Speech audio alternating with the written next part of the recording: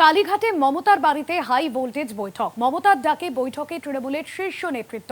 দলে ভাঙন রুখতে পারবেন মমতা বন্দ্যোপাধ্যায়। বৈঠকে যোগ দিতে কালীঘাটে অভিষেক বন্দ্যোপাধ্যায়।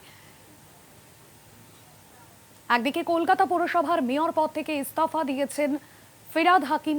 ক্ষমতা হারানোর এক মাসের মধ্যেই তৃণমূল কংগ্রেস কাঁদকান হয়ে গিয়েছে। ইস্তফা ফিরহাদের। কালীঘাটে বৈঠক মমতা বন্দ্যোপাধ্যায়ের।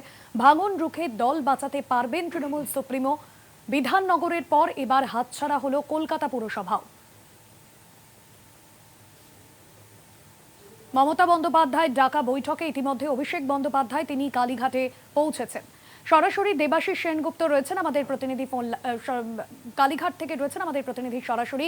দেবাশিস, আর কিছুক্ষণের মধ্যেই বৈঠক শুরু হতে চলেছে, তবে কারা কারা এখনো পর্যন্ত বৈঠকে এসেছেন?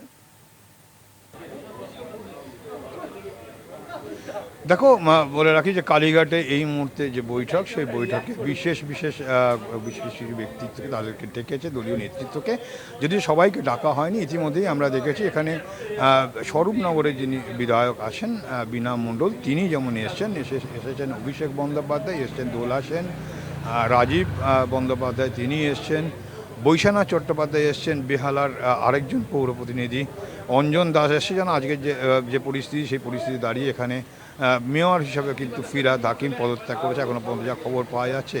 এবং সেই জায়গায় দাঁড়িয়ে বৈঠক কিন্তু ডাকা হয়েছিল, আগে থেকেই ডাকা হয়েছিল। সেক্ষেত্রে কিন্তু সেখানে এই বৈঠকে রীতিমতো এই মুহূর্তে বলা যেতে পারে এখানে দেখো মদন মিত্র তিনিও এসছেন এখানে বৈঠকে।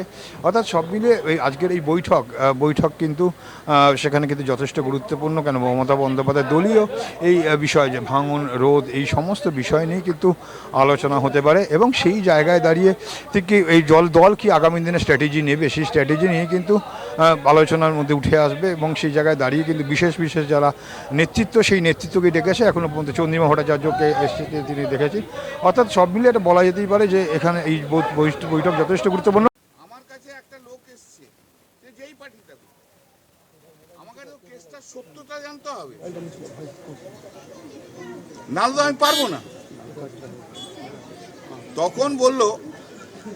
তখন নোটিশগুলো দেখে আমি বললাম, দেখুন এই বিল্ডিংটা আনঅথরাইজড হয়েছে, আমি আপনাদের বাঁচাতে পারবো কিনা জানি না, তবে আপনারা যদি মামলা করেন আমি আপনাদের কম্পেনসেশন পাওয়ার ব্যবস্থা করব। তখন প্রায় বেলা 1:30-2 হবে। তো বলে, স্যার একটা কিছু করে দিন আমাদের, টেম্পোরারি হয়তো আমি স্টে করাতে পারবো। এখন 1:30-2 বাজে, আপনারা আসবেন বিকেল 4টের সময়, আমি যা কাজ করার করছি তা ফাইল করে দেবো। তারপর 4টের সময় আসেন। আমি যা বুঝলাম, এই যে 7টা বিল্ডিং যেখানে নোটিশ দিয়েছে, সেই বিল্ডিংয়ের 1 নম্বরে যে টোটালি আনঅথরাইজড কনস্ট্রাকশন, সেকেন্ডলি কোনো সেল ডিড নেই,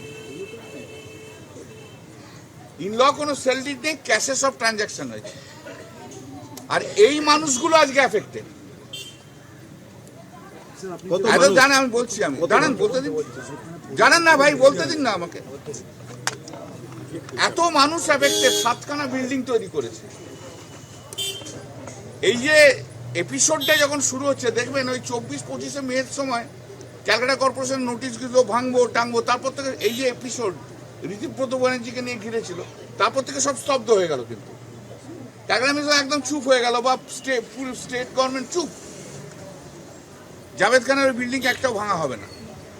এবং আমাকে কুণাল ঘোষ বলেছে, যেদিনকে অ্যাডমিনিস্ট্রেটিভ মিটিংয়ে গিয়েছিল, সেদিনকে মুখ্যমন্ত্রী নাকি বলেছেন জাভেদ খানকে এবার সব রেগুলারাইজ করে নিন। তাহলে ডিলটা হচ্ছে, যত ইলিগ্যাল কাজ আছে, আনঅথরাইজড কাজ আছে, সব আপনি আমার হাত ধরুন, আমি সব ইলিগ্যাল কাজ, আনঅথরাইজড কাজ সব রেগুলারাইজ করে দেবো। এই আনঅথরাইজড কনস্ট্রাকশন কোনো মতো রেগুলারাইজড হয় না। এবং উনি যা করেছেন, আমি ভাবতেই পারছি না যে মানুষকে এইভাবে চিটকেও করতে পারে। সত্যটা জেনে গেছি, তাই ওনার রাগ হয়েছে, আমার উপর বিরুদ্ধে বলছে। এবার শুধু দেখার, বাংলার মানুষের দেখার, যে এই গরিব মানুষকে গুলোকে যে চিট করলো, তার বিরুদ্ধে কি পদক্ষেপ। তৃণমূল আমলে কেন হয়েছে? বাম জমানায়। তৃণমূল আমলে হয়নি, এসব হয়েছে বাম জমানায়। এরা আজকের তো নয় বিল্ডিং গুলো, কত ফ্যামিলি দীর্ঘদিন ফ্যামিলি। আমার তো মনে হয় 4-5 হাজার ফ্যামিলি তো হবেই, 5-6 হাজার হতে পারে। तो दादा यही कारण है कि ये लोग नया तृणमूल হ্যাঁ হ্যাঁ হ্যাঁ, ওই তো বলা এর হচ্ছে ডাস্ট। যেমন যারা বিজেপি কে যেমন ওয়াশিং মেশিনে ঢোকালে ওয়াশিং মেশিনে ক্লিন হয়ে যায়, তো এখন এই বিজেপি শুভেন্দু অধিকারীর সরকার এখন সব বুঝে গেছে ওয়াশিং মেশিন, তাই আরেকটা ওয়াশিং মেশিন তৈরি করেছে। थोड़ा हिंदी যে ওয়াশিং মেশিনে ঋতুব্রত ব্যানার্জি রয়েছে আর কি। সেইখান থেকে ওয়াশ হবে, শুভেন্দু অধিকারীর হাত ধরবে, ধরে সব যত ক্রিমিনালরা আছে সব ক্লিন হয়ে যাবে।